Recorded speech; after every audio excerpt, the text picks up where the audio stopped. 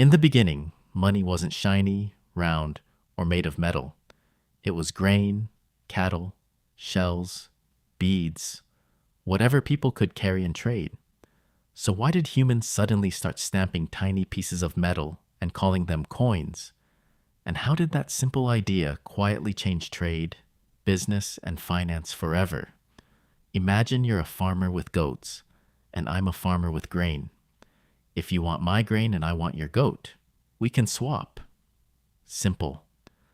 But what if I only need half a goat? Or you don't want grain at all, you want pottery or tools? Suddenly our simple deal gets complicated. We have to mix goats, grain, pots, favors, and future promises just to agree on one trade. That's the big problem with barter. Every exchange needs a perfect match of wants, and most of the time, that perfect match doesn't exist. Barter also keeps trade small and local. You mostly deal with people in your village, where you roughly know what a goat or a sack of grain is worth. Travel farther, and the value of everything changes. Without a common unit, every new market becomes a fresh argument. To fix this, early societies tried something smarter. They began using pieces of metal, copper, silver, gold, as a shared store of value. Metal doesn't rot like grain, doesn't run away like animals, and you can cut and weigh it. If you have metal, you can pay for almost anything: food today, tools tomorrow, land next year. Metal became a way to freeze value so you could use it whenever you needed. But even metal had a big problem. Every time you traded, you had to weigh and test it. Is this silver pure or mixed with cheaper metal? Is the weight really what the seller claims, or has someone shaved off a little? In a busy market, this constant weighing and testing makes trade slow and risky. Then something revolutionary appeared: the coin. In some ancient kingdoms, rulers began stamping pieces of metal with an official mark. That mark said, "This piece has a certain weight and quality, guaranteed by the authority behind it."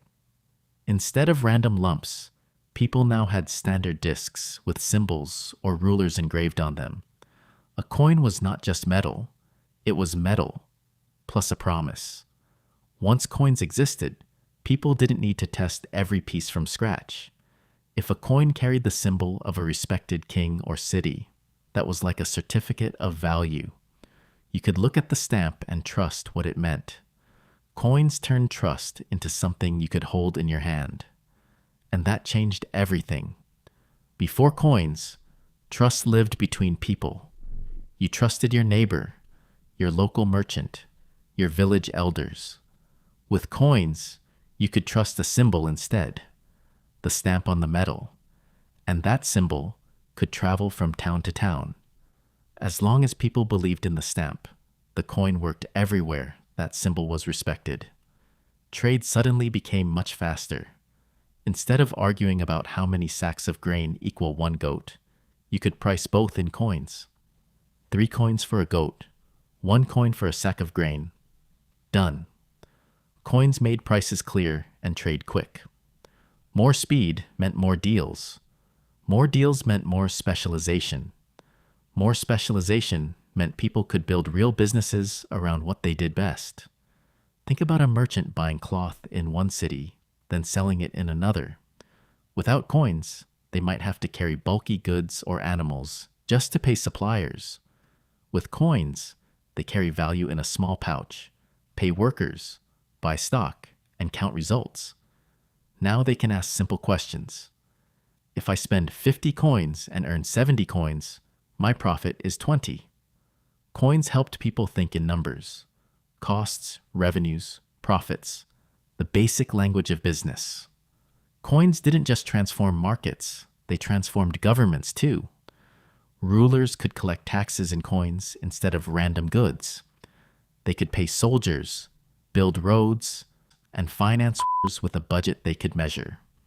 They could borrow coins during hard times and promise to repay with interest later. Step by step, this became public finance: clear income, clear spending, clear debts, and clearer records. Once coins were common, a new type of person appeared: the money changer and the early banker. Imagine a busy port city where traders arrive with coins from different regions, stamped with different symbols.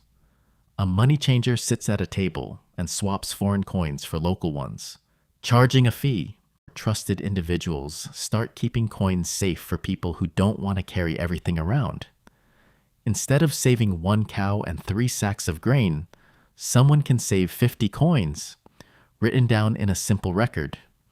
Eventually, these guardians of coins realize they can lend out some of the deposits and charge interest.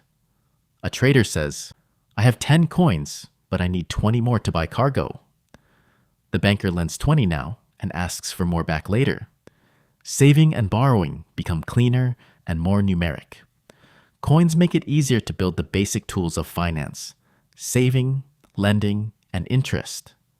Coins also change everyday life. Workers can be paid in coins, not just food or shelter. Shopkeepers can set fixed prices and give change when customers pay more. Landlords can collect rent in a standard unit instead of odd combinations of grain, animals, and labor days.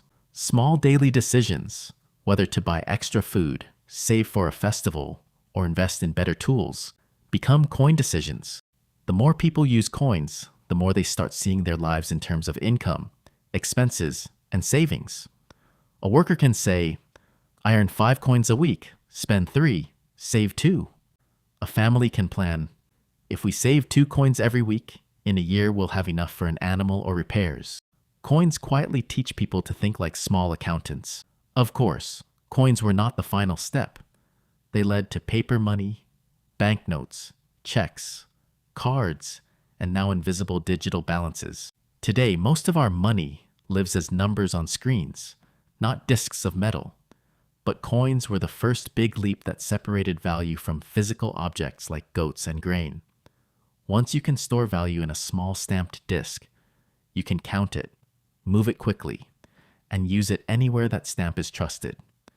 You're no longer tied to the shape or size of the thing you're trading. That mental shift, seeing value as something separate from objects, sits at the heart of modern finance. So why did coins change everything? Because they turned trust into something portable, standardized, and countable. They made trade faster, business bigger, government finance more organized, and personal savings simpler. Without coins, our idea of finance as a system for managing value across people, companies, and countries might never have grown the way it did. Next time you see a coin in your pocket or a number in your banking app, remember, it all started with the simple act of stamping metal so people could trust it. A tiny symbol on a small disc helped build markets, businesses, and governments, and still shapes how we think about money today. If you enjoyed this journey into the origins of money, there's much more ahead. Make sure you like and subscribe so that you never miss an update.